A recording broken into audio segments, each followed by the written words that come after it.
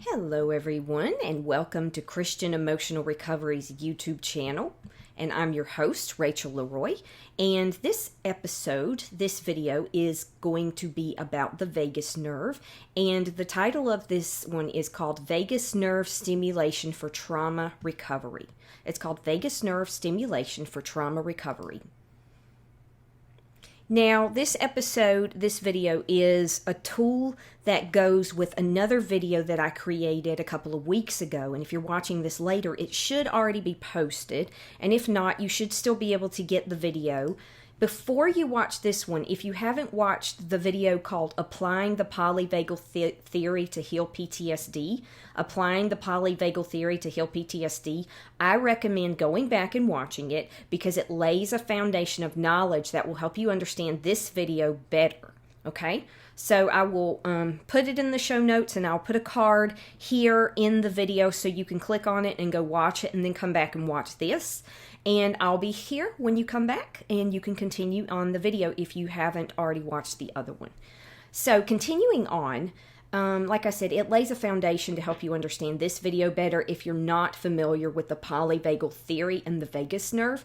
Or you can also watch another video, and I will also put it in the show notes and post it up in the card on the video. And it's What's My Nervous System Got to Do with It? What's my nervous system got to do with it? Also a YouTube video I created earlier, okay? So loosely, this video goes with the polyvagal theory to heal PTSD, but this is a video unto itself as well. So that's what we're going to do, is talk about vagus nerve stimulation today and how it can help you heal PTSD and trauma.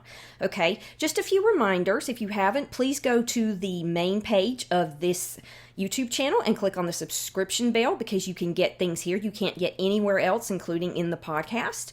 Also, if you haven't joined the podcast, you can see a link below in the show notes, and also join the Facebook group called Christian Emotional Recovery. All three are called Christian Emotional Recovery, so if you go to the location and type it in, you'll find it. I'm the host, Rachel Leroy, just to make sure you have the right one.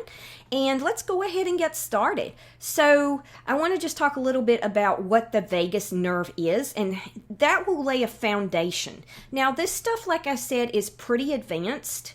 And like I said, no matter how much I read about polyvagal theory, the nervous system, the brain, and the vagus nerve, I always learn something new because there's so much to learn. It's so complex. And I'm trying to distill this information in a way so it's easy to understand, so bear with me. I don't underestimate your ability to understand it. It's more my ability to disseminate it in a way that's understandable, if that makes sense.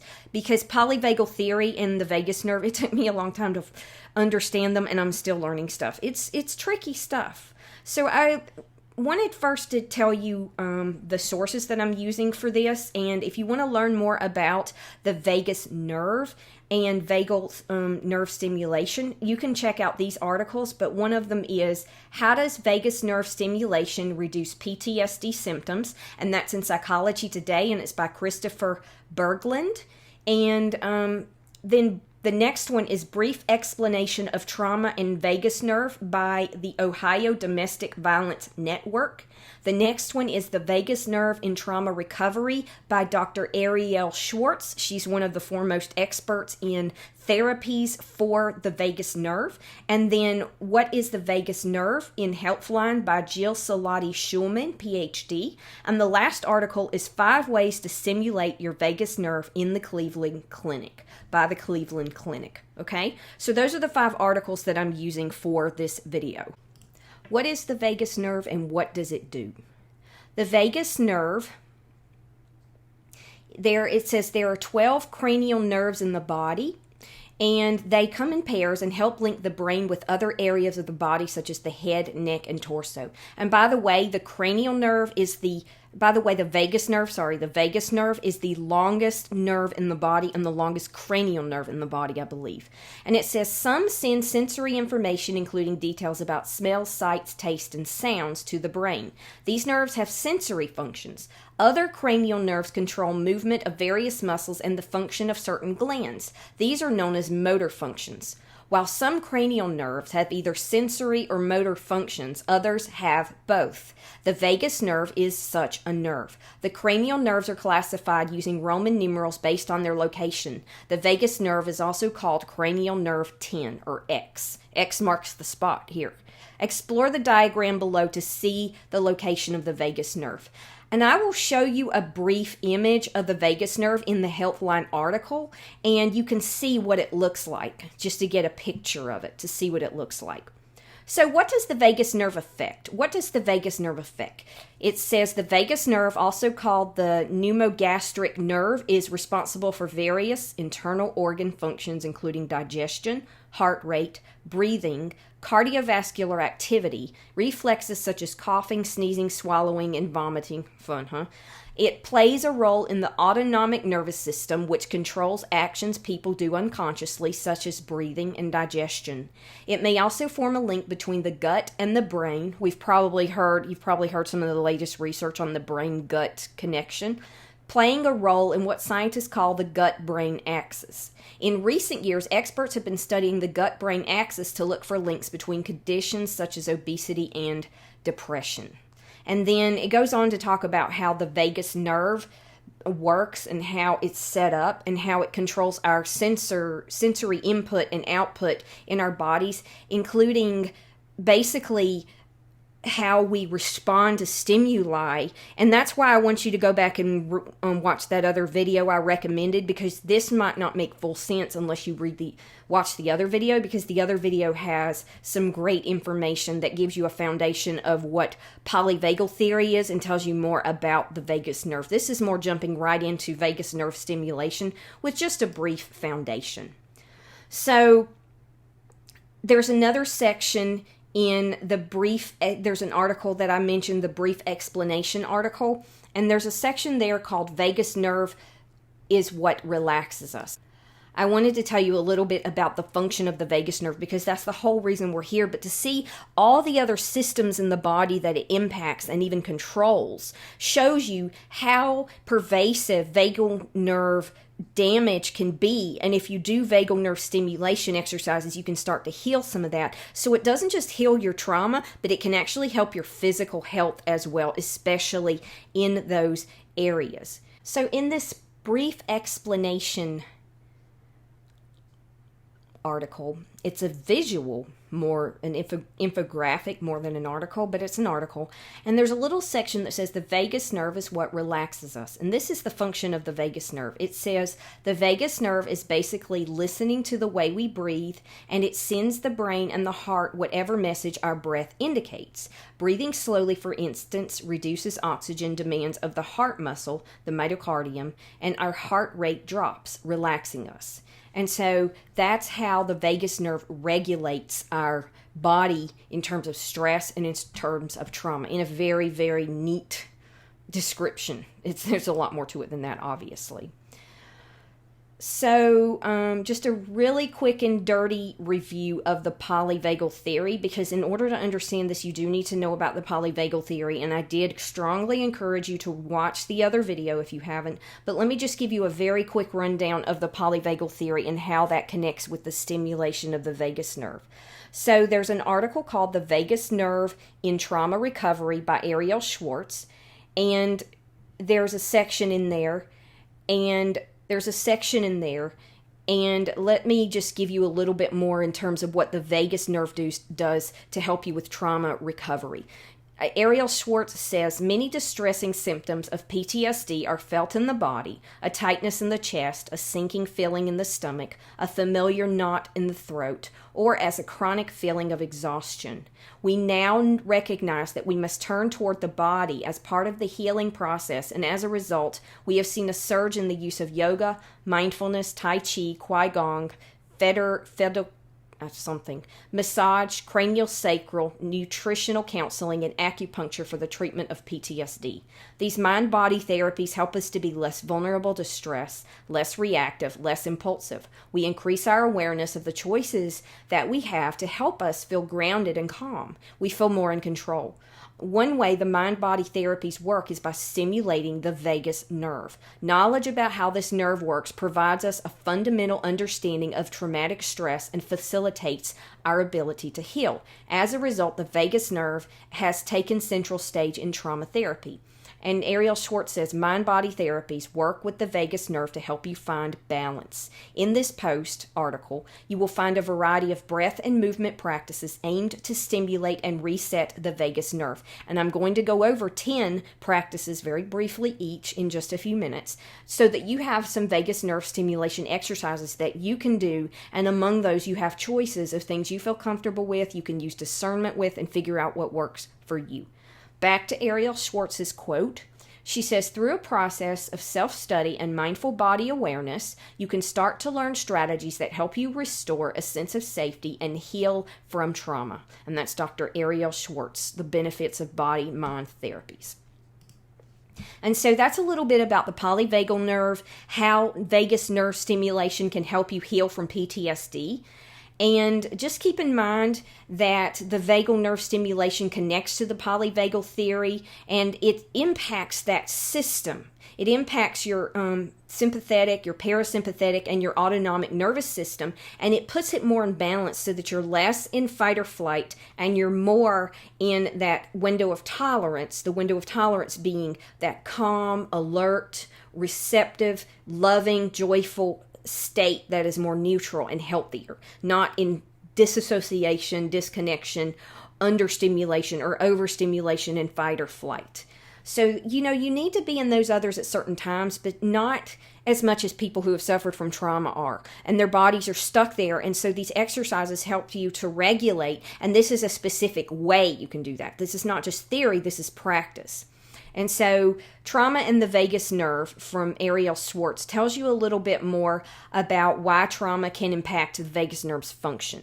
So in order to heal, one thing that you need to be able to do is to understand how this whole process works. If you understand your body, then you won't react to it as much. You'll come in at it with compassion and understanding for yourself and for other people that are having these responses in their bodies. So let's read a little bit about how trauma can impact the vagus nerve. Trauma and the Vagus Nerve by Ariel Schwartz. She says, when we experience a threat, real or perceived, we change how we breathe. For example, in the old days, if a saber-toothed tiger started chasing us.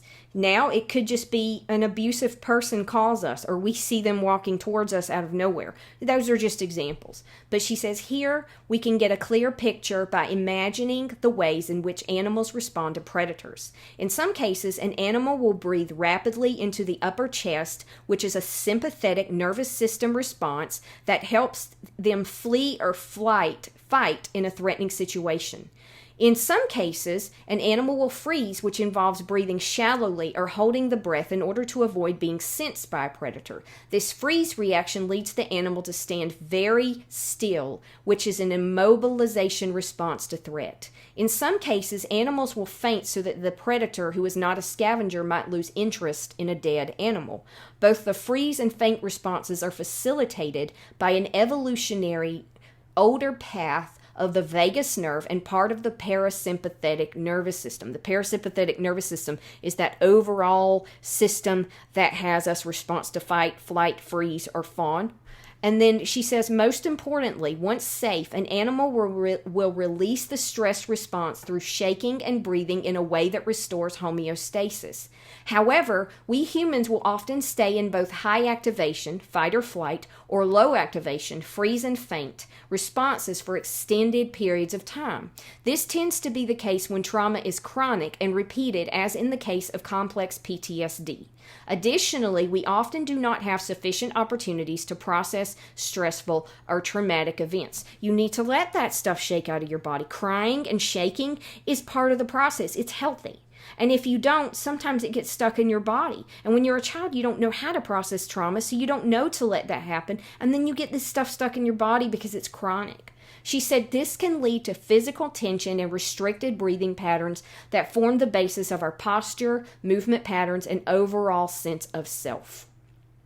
Okay, so that's a little bit about how trauma impacts the vagus nerve and vice versa, and how it happens with humans, in why that how things function the way they do for us.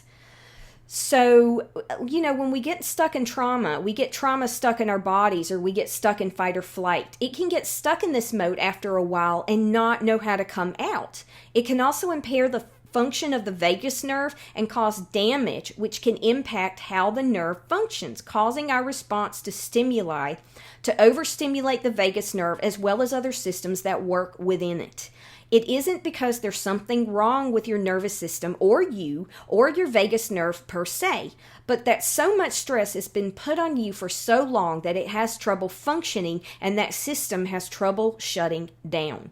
So what happens if your vagus nerve doesn't properly function? And I want to read a little bit. This is a very article heavy video, so bear with me, but I wanted to read a little bit about what happens when your body doesn't properly function because the vagus nerve has been overstimulated for so long. So let's look at the role of the vagus nerve, impacts of the vagus nerve, and what the vagus nerve regulates. And this information came from the Healthline article. And the vagus nerve, like when you have problems, it can cause issues with speaking, issues swallowing. It can impact the gag reflex. It can cause low blood pressure. It can cause slow or fast heartbeat. It can cause issues with digestion. It can cause nausea and vomiting, and it can cause abdominal pain. Okay, so the role of the vagus nerve is vital to daily function in your everyday life. And what does the vagus nerve regulate overall? It regulates digestion. And keep in mind there are other nerves that regulate these things, and it does impact other parts of the body, but this is what it regulates overall. It can regulate digestion, heart rate, breathing, cardiovascular activity, which if the vagus nerve misfunctions really badly, can be life-threatening in some cases. Usually it's not, but it can be. Cardiovascular activity, coughing and sneezing and swallowing and gagging. So that's the impacts of the vagus nerve and the role of the vagus nerve and in terms of the body. So if you start healing the vagus nerve and doing vagal stimulation exercises, you can actually improve the function of these areas of the body. And this is based on science, okay? This is fact. And so we'll talk about some of the benefits of vagus nerve stimulation practice in just a little bit. So when we start talking about vagus nerve stimulation and the benefits of it, it has vast influence and benefits in both the mind and the body. And do you see how the mind and body, how in Chinese medicine they're considered one thing? Science has pretty much backed that up irrefutably, just by how the nerves work and how they impact the physical body and vice versa. There is a mind-body connection there. So the benefits of the vagus nerve stimulation, I'm getting this from the Ariel Schwartz article, The Vagus Nerve and Trauma Recovery from the Center for Resilience-Informed Therapy. And I made a chart out of the information that I got off of that article. And Ariel Schwartz said, I already used this quote, so I won't do the quote again, but the benefits of vagus nerve stimulation and mind-body practices include the following. And I'm sorry this is kind of small, but let me zoom in here just a little bit so you can see it. Improvements to the physical and mental health of your body. Reduced opiate and psychotropic use, so addiction becomes less prominent. Enhanced emotional well-being. Better social relationships. Reduced autonomic sympathetic activation, which is fight or flight. Reduced blood pressure.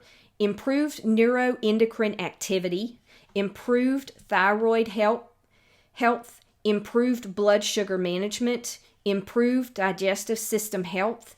Reduced inflammation, improvements in rheumatoid arthritis, decreased reported symptoms of PTSD, improved vagal tone, which is that nerve, how it functions overall, and increased HRV or heart rate variability. That's your heart's ability to speed up and slow down, and that increases your heart's health and your ability to lower your blood pressure and regulate other systems in your body, including coming out of fight or flight more easily.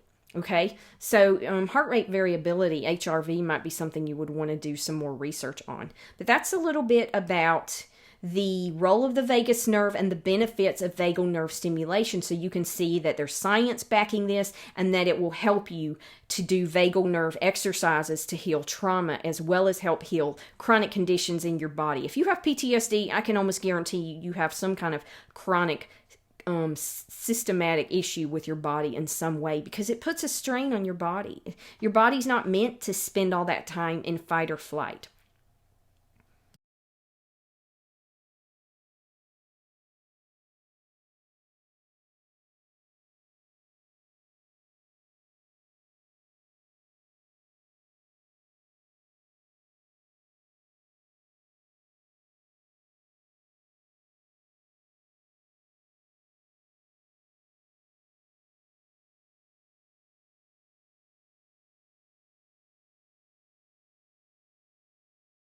Okay, so I wanted to now talk about 10 vagus nerve stimulation exercises.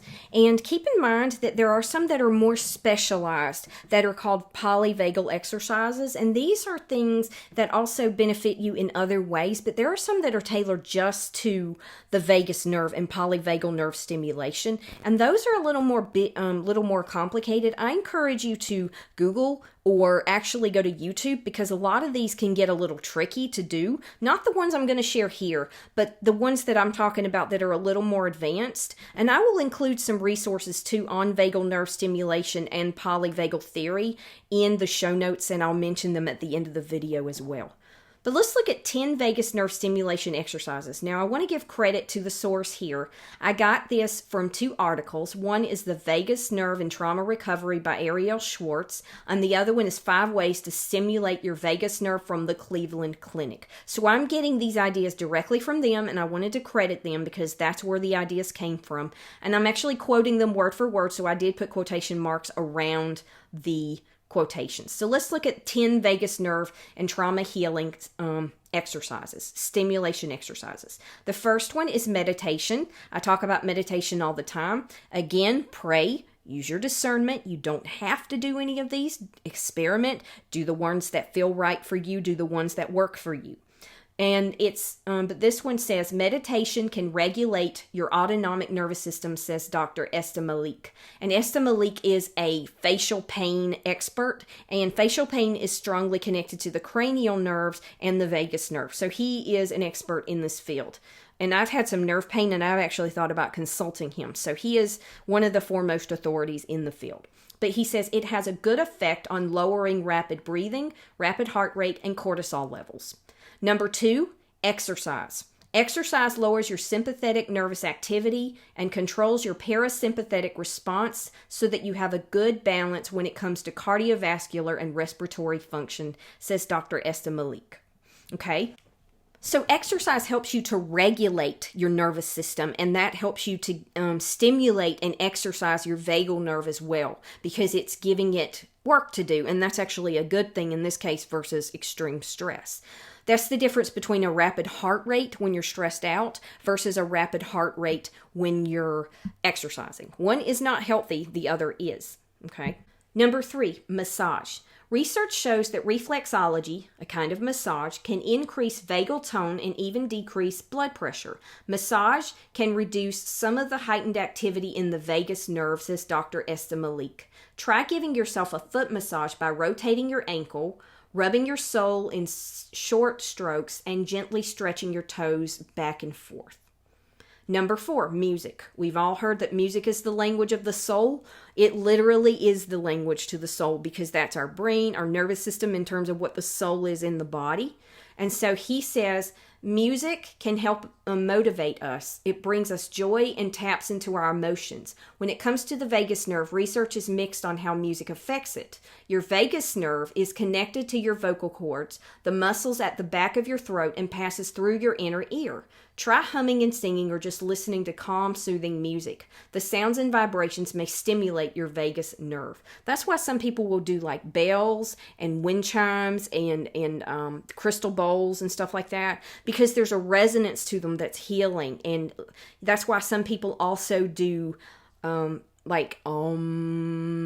I know a lot of Christians don't do that and don't want to do that, and that's fine. There are alternatives to that as well, but that is one reason that has health benefits. There's a lot of science to back that up, okay? So number 5, cold immersion, cold water immersion. A lot of people will think, that's crazy, but it works. It works. And the article says plenty of professional athletes use cold water immersion to improve short-term feelings of relaxation. Research shows that cold water immersion may help with stress by slowing your heart rate and directing blood flow to your brain. Try placing an ice pack on your face or neck or taking a cold shower. Or for heaven's sakes, you can just just sticking your hands under cold water when you have a panic attack has been proven to help. Splash cold water on your face. And even if you don't want to do cold water, warm water also has an effect. It's not as strong as the cold water, but it can be helpful as well. So try those tricks. Number 6, these are from the Ariel Schwartz article. Attend to your gut. Attend to your gut. She says you can also increase the health of your vagus nerve by maintaining a healthy digestive system. The enteric nervous system, also called the belly brain, is made up of microbiome that lives in your gut. Basically, take a probiotic, eat healthy, try to take antibiotics as little as possible, drink kombucha, eat a lot of fruits and vegetables, eat a lot of things that restore your gut balance in terms of your bacteria. Probiotics, prebiotics, all of that stuff is really good. Taking fiber, and like I said, eating high fiber diets and stuff like that are all helpful things. Plant-based diets, I'm one to talk. I eat a lot of meat, but yeah, I try to eat my fruits and vegetables too. So laugh out loud. Laugh out loud. Even if it's watching stupid cat videos on YouTube or the dumb things that make you laugh, that's okay. Just laugh.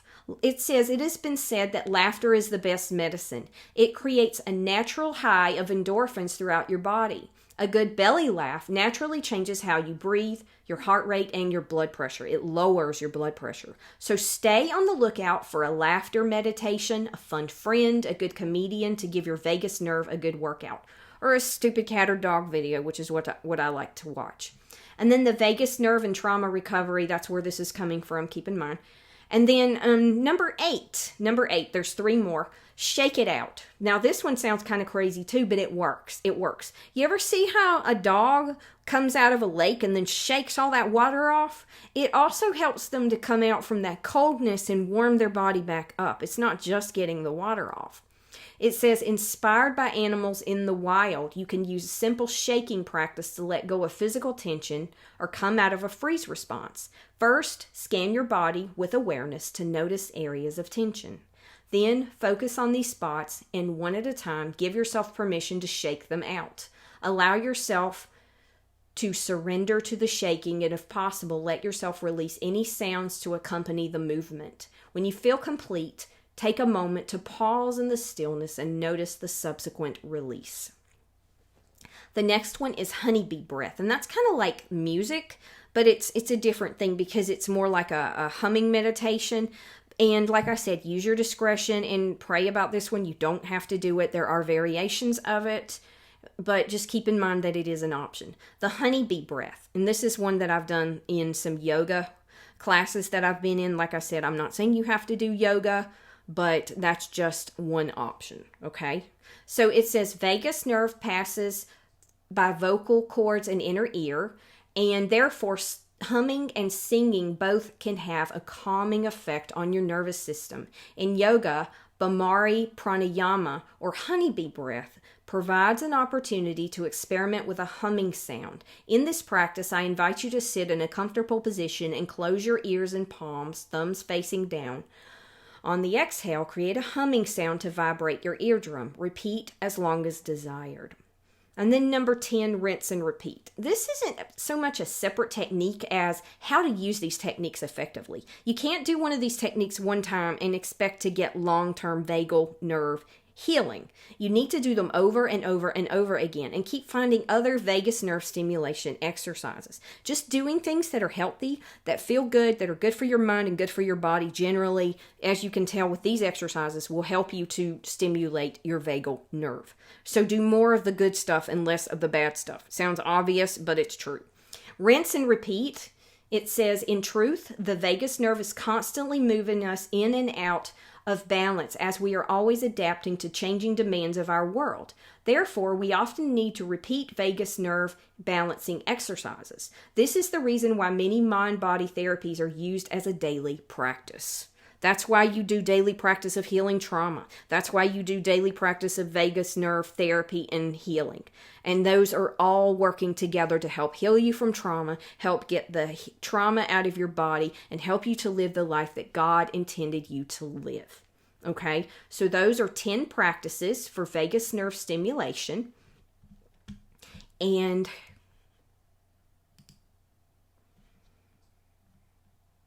so how does this connect with putting you back in states of regulation? So when you do this, your body is able to come back to that state where you're more regulated and your vagus nerve becomes more toned. And if your vagus nerve becomes more toned, it's able to bring you back into regulation even more so. It's like it has a snowball effect. The more you regulate, the more you're able to regulate. The more you regulate, the more you're able to regulate. And that's where those vagal exercises stimulate the vagus nerve and make it stronger and healthier and help it to heal. And so also, I will include some resources here where you can go explore further on the topic. I'll include the 5 articles that I used as references for this talk. I'll put those in the show notes. And also, I'll include some books, but let me list those here. And so, one thing I want to note, there's a lot of books out there on polyvagal theory and polyvagal vagus nerve stimulation. Don't use all of them. Not all sources are created equal. I am an English teacher, and I have years and years of experience teaching students how to find information. And not all sources are created equal. You want reputable sources from good research. Some of these people just make stuff up, and I'll just be honest, some of it's crap. There's a lot of stuff, especially on audible.com. I like Audible books, and so I get a lot of those. And there's just this random stuff about vagus nerve stimulation, and there's like 1,000 good reviews, and it almost looks like the reviews are bought or something. And so just be careful about trusting this stuff. And so I'll curate for you some resources that I know are reputable. They are hard books to read and understand. They're pretty advanced in some ways scientifically. It's neuroscience. You've heard of a brain scientist. There's a reason why that's considered advanced and difficult. So just keep in mind that some of it takes a little bit of reading to understand it, but give it a shot and give it a chance. Of course, you can do YouTube searches for polyvagal exercises and vagus nerve stimulation, but some books on polyvagal exercises and vagus nerve stimulation I recommend are Polyvagal Exercises for Safety and Connection by Deb Dana. She's one of the foremost people in the field, and I've also taken some courses where she's been one of the people in it, and she's good. Polyvagal Exercises for Safety and Connection.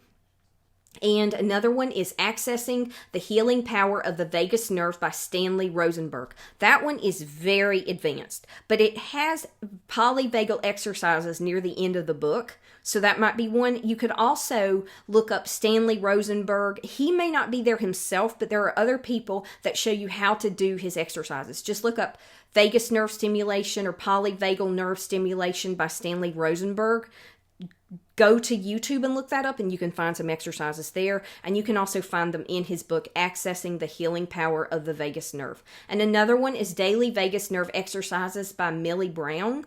I haven't read this one. I read the other two, but I haven't read this one. But this one is, it just had a lot of good reviews, and it looked like something that was more solid. So Daily Vagus Exercises by Millie Brown may be a good one too. Books on polyvagal theory to heal trauma. The Body Keeps the Score is the foremost authority on that, on trauma healing, and that's by Bessel van der Kolk. The Body Keeps the Score. Another one is Anchored, How to Befriend Your Nervous System Using Polyvagal Theory, also by Deb Dana and Stephen Porges. Stephen Porges is another foremost authority in the field. Anchored, How to Befriend Your Nervous System Using Polyvagal Theory. And another one is The Polyvagal Theory, The Transformative Power of Feeling Safe by Stephen Porges. The Polyvagal Theory, The Transformative Power of Feeling Safe. So those are some resources that can help you to sort of cut through some of the garbage so you don't end up getting stuff that's no good, because there's a lot of stuff like that out there on this. But these books can be pretty advanced, like I said, and I have read some sections twice to understand them, and I have advanced degrees in English, so reading these can be pretty tricky, so just be patient with it, okay? And try to find ones that put things more in layman's terms. But don't give up. Don't give up. Persist and start small, and also proceed with caution. As with any kind of treatment with this, with trauma, do it with care and see what works for you. What works for one person won't work for another. What worked for you last year may not work for you this year, and what works this year may not work next year, or vice versa. So just keep that in mind, okay? So that's how you can use the vagus nerve stimulation exercises to help you heal trauma. And it's also how polyvagal theory and the vagus nerve ties into all that. Thank you so much for going on this journey with me. Thank you for listening. I know this is a lot of stuff in this video, but I hope that it will get you started on educating you on how polyvagal theory and the vagus nerve can help you. Remember to go look at the other video that is sort of a companion to this one, and that video is applying polyvagal theory to heal trauma. I'll put all the resources in the show notes. If you haven't, click on the subscribe bell and subscribe to the YouTube channel, where you can get exclusive content you cannot get on the podcast or anywhere else. If you haven't subscribed to the podcast, also called Christian Emotional Recovery, check out the Facebook group Trauma Survivors Unite Christian Emotional Recovery. Thank you so much for listening. God bless you, and have a great day.